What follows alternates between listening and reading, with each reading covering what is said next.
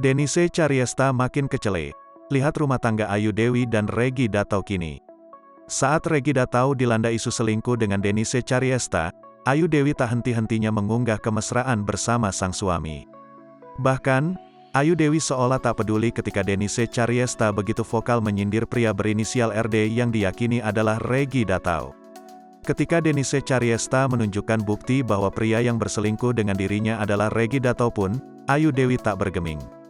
Kini, Ayu Dewi malah membagikan kegiatannya saat sedang berbelanja barang mewah bareng suami dan anaknya. Ayu Dewi yang tampil dengan gaya khas anak muda. Ia memadukan outfit kasualnya dengan sepatu sneakers.